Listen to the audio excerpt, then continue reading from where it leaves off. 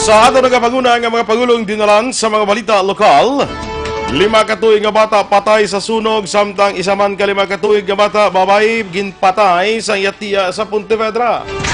Kapulisan may person of interest na sa nasapwan niya bangkay sa Forest Park. Sa balita nasyonal, sindikato sa iligal nga droga amat-amat nga nagahuyang suno sa kapulisan. Malacanang nanawagan sa ceasefire sa tanan nga nagapakamalaot sa SEA Games. Mayong aga Bacolod, may aga Bilugabahin sa Western Visayas. Karon nga adlaw Biyernes, Nobyembre 29, tuig 2019. Ang inyong news team, Aksyon Dorel Cabal. Kag-Action Boyd Ran, ang mga balita lokal, pagkatapos lamang sa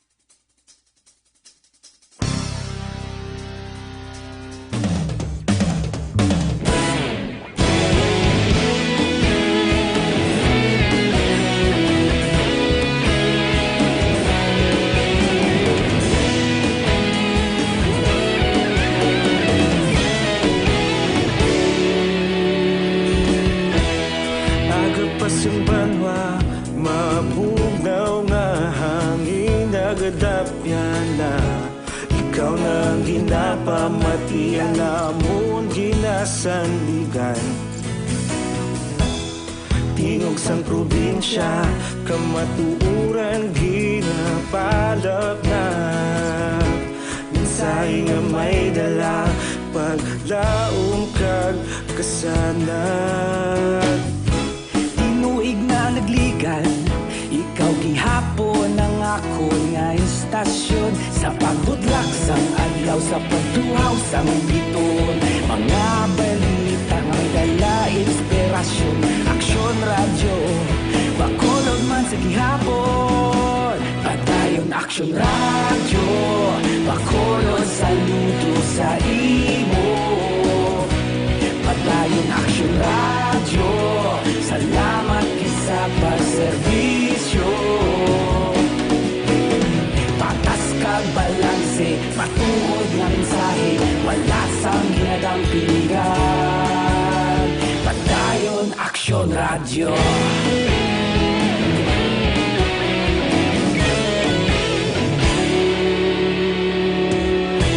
Bacolod nun kag Negrosanon, inyong pamatian.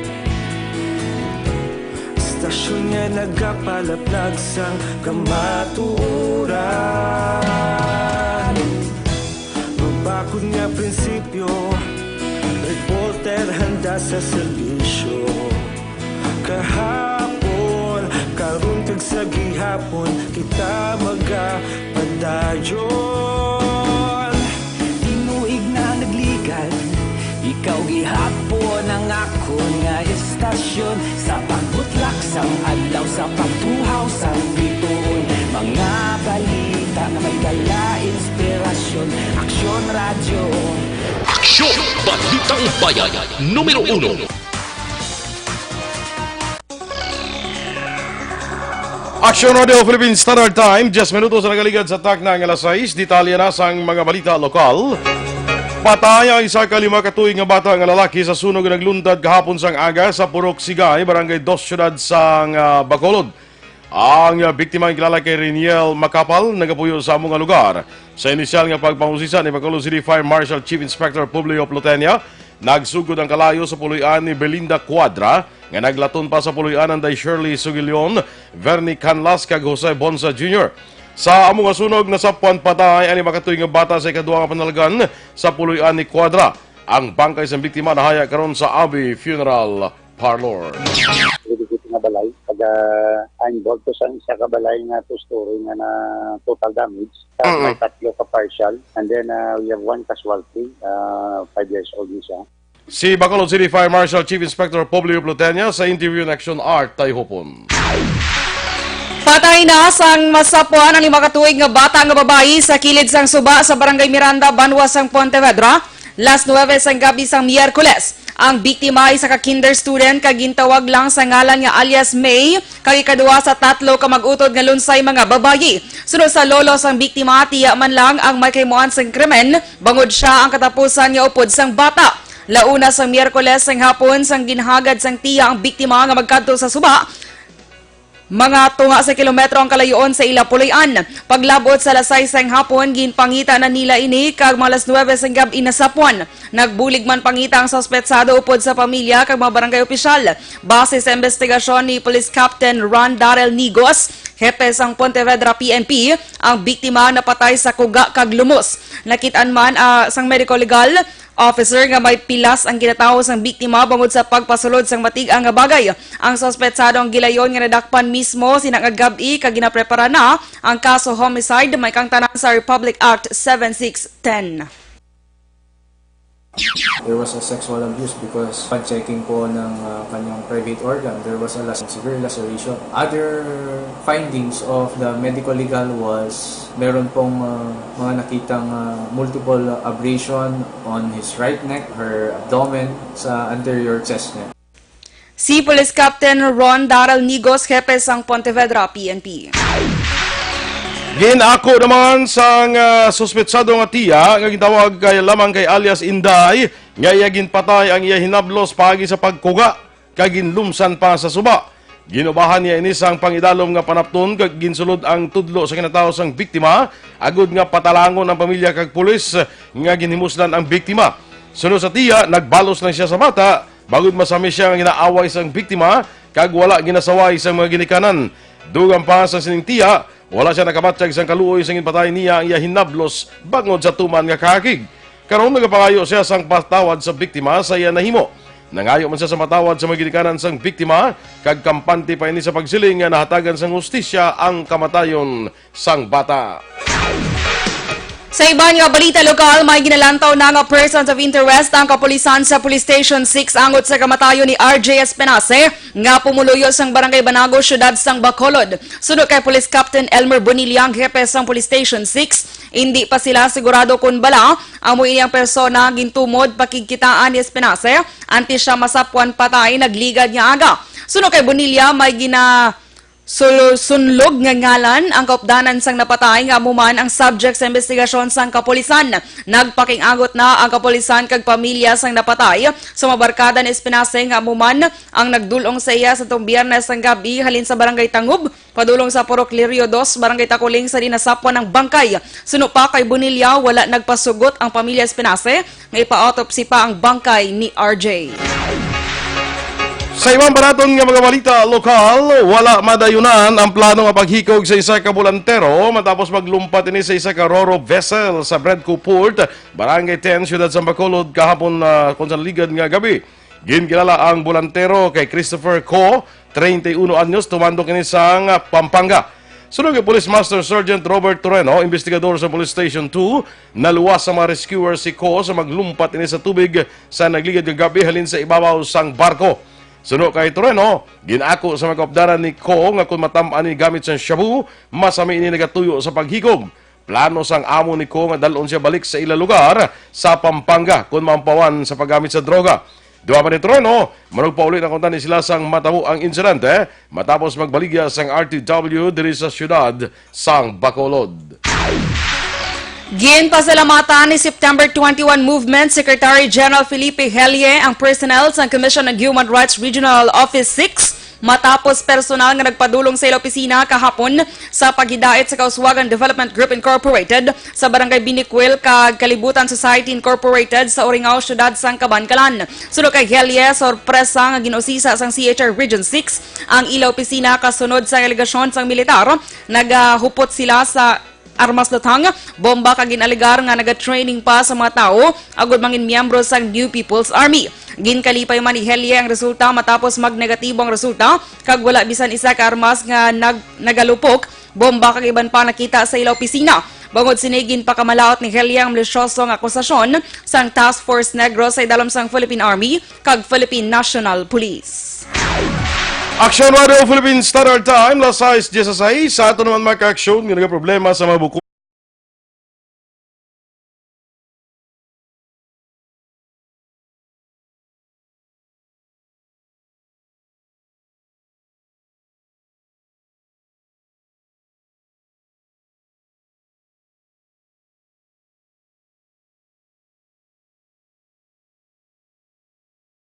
Cyst kag iban pa nga mga balatian. Santon Plus Herbal Capsule, garantisado may alibyo. Mabakal sa mabutika, tag 12 pesos lang.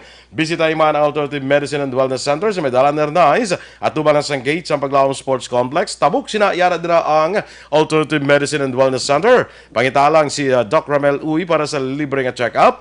Kagang Santon Plus Herbal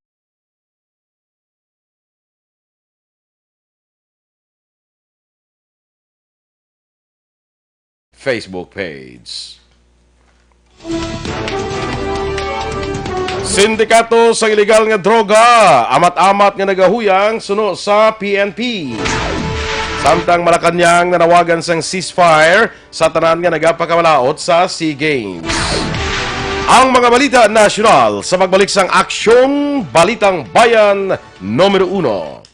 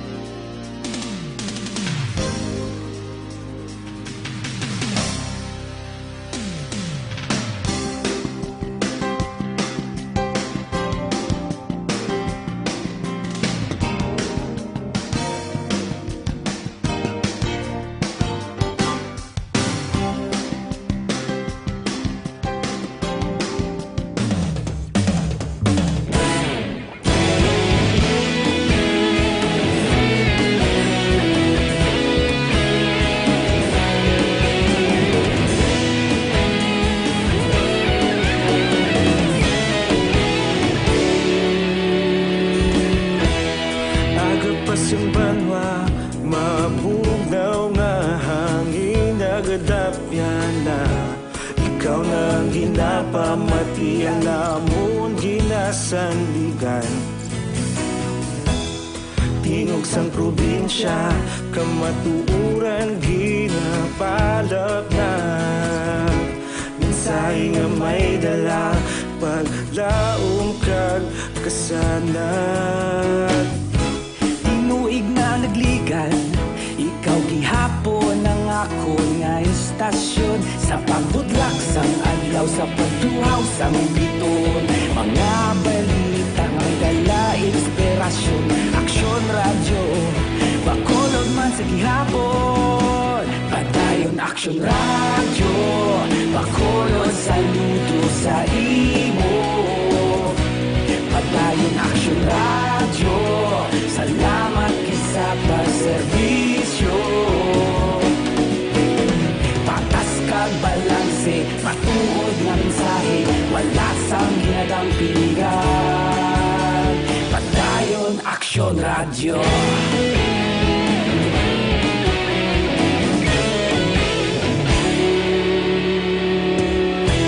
Pagkulunyon kag negro sanon inyong pamatian. Istasyon nga nagapalaplag sang kamatuoran. Lisod nga prinsipyo, reporter handa sa serbisyo. Kahapon, karon kag sa gihapon, kita magapadayon. Tinuig na nagligan, ikaw gihapon ang ako nga estasyon. Sa pagbutlak sang adlaw, sa pagtuhaw sang bituon, mga balita nga may dala inspirasyon. Aksyon radyo, bakolon man sa gihapon. Padayon aksyon radyo, bakolon saludo sa imo. Padayon aksyon radyo, salamat kit sa pagserbisyo. Patas kag balanse, matuod na mensahe, wala sang ginadampikan. Padayon aksyon radyo. Una sa balita, una sa aksyon, sa Bacolod Aksyon Radio. Una sa balita, una sa aksyon, sa Bacolod Aksyon Radio. Kita ulog na na'y sabisan ano nga kalintangan. Responsable nga pagbalita, pagdayon na ipalaknan. Malasig pero sigurado, aksyon nga may dalang pagpalanggan.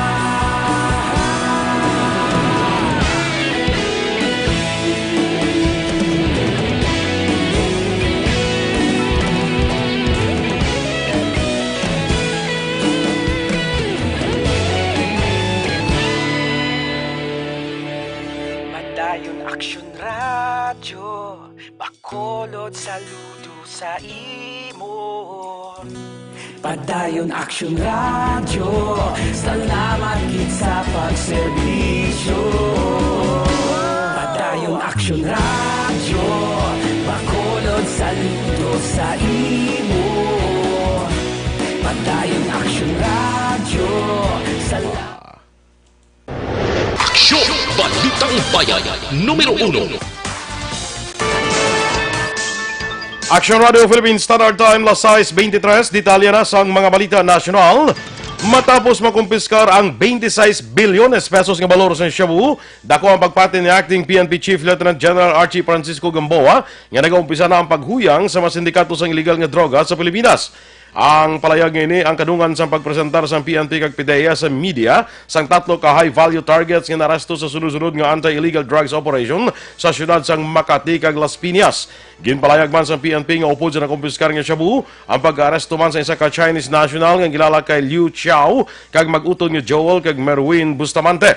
Ginakabig nila ini nga pinakadako nga accomplishment sa PNP kag PDEA sa kampanya batok sa illegal nga droga. Sunod kay Gamboa, yara sa supply side sa illegal drugs naka-focus sa operasyon, samtang tinguon nga mapauntat ang networks ni sa Pilipinas. Ginpahayag naman ni PDEA Deputy General for Operation Greg Pimentel, halin sa guwas ang pungsod ang supply sa droga, apang wala sinigin pahayag nga China ang ginalinan sa Shabu, kaangay sa palayag ni Vice President Leni Robredo. Pagkatapos mausisa ang droga sa PNP Crime Laboratory, i-turn over nila ini sa PDEA para sa safekeeping kag para usaron ng ebidensya sa korte.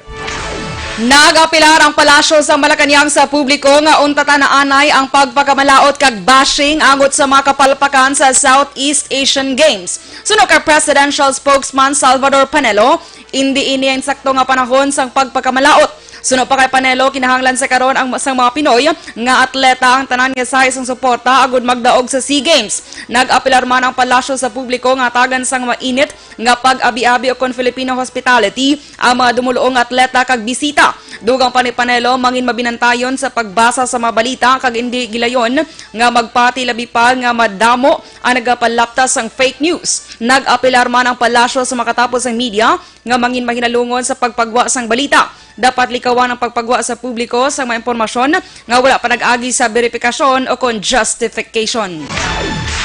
Ginbulgar sa palasyo sa Malacañang nga posible maginhimo nga morto si Vice President Leni Robredo rason nga nagdugayan ini sa pagbulgar sa ginaligar irregularidad sa anti-drug war campaign ni Presidente Rodrigo Duterte. Sunod kay Presidential Spokesman Salvador Panelo, Makatilingala nga karon pa nagpaandam si Robredo nga maibulgar sa drug war matapos mapahalin sa pwesto bilang co-chairperson sa Interagency Committee on Illegal Drugs o ICAD. Dugang pa ni Panelo, posible nga fabricated report ang ginapapubliko ni Robredo. Palayag pa ni Panelo bilang opisyal sa gobyerno, obligasyon sila nga ipahibalo sa publiko anuman nga anomalya o kung irregularidad nga iya nahibaluan. Sunod pa kay Panelo, wala sa may ginatago ang gobyerno angot sa drug war. Nanindugan naman si Presidential Spokesman Salvador Panelo nga wala sa may ginatago si Presidente Rodrigo Duterte kay Vice President Leni Robredo nga iya ginpahalin nagligad nga semana bilang leader sa kampanyas kontra ilegal nga droga.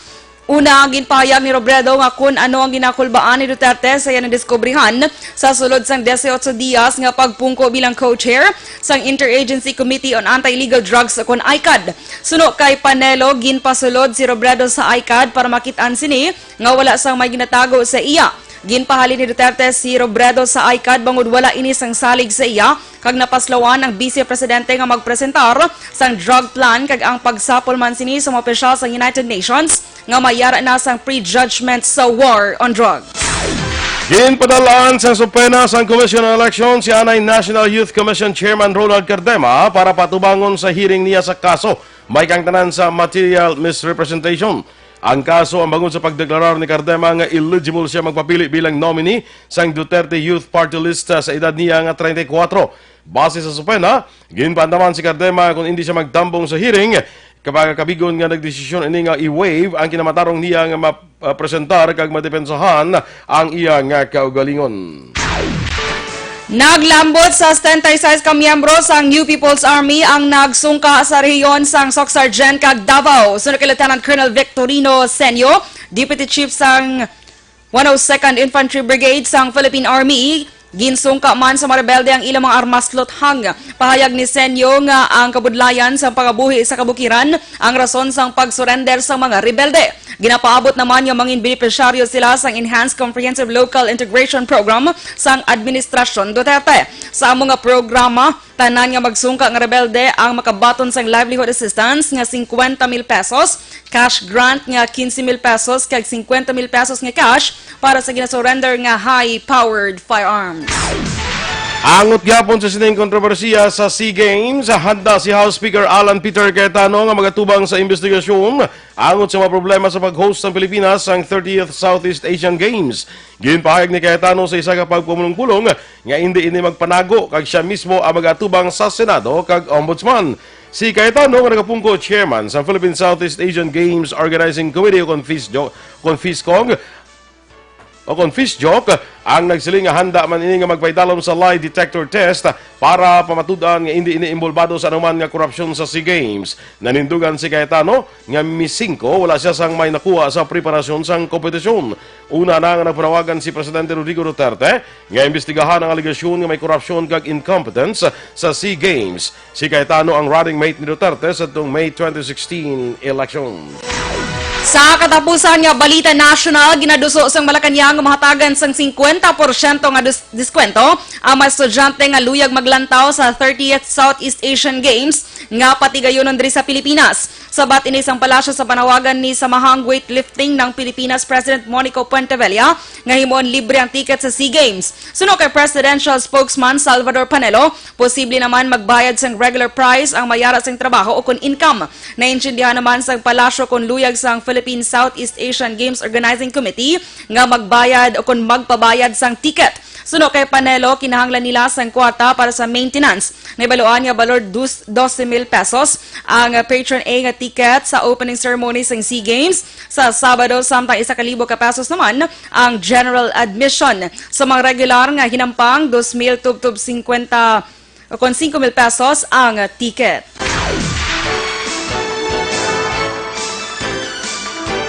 Action Radio Philippines Standard Time na sa Media, ang mighty naman ang alkaline nga vitamin C para sa problema natin sa allergies, may mataas sining antihistamine properties.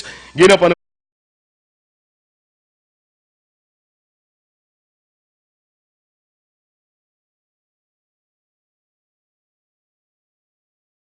tanan nga sahi sang skin diseases. Para sa mas epektibo nga kombinasyon, mag-inom sang Mighty C.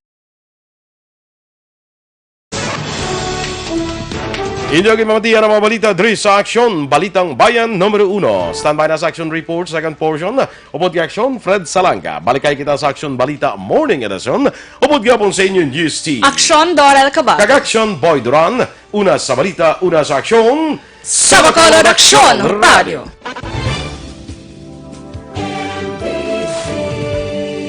Manila Broadcasting Company. Sa balita. Komentaryo. Issue. Serbisyo publiko. Aksyon Radio. Sa Bacolod, Aksyon Radio. Aksyon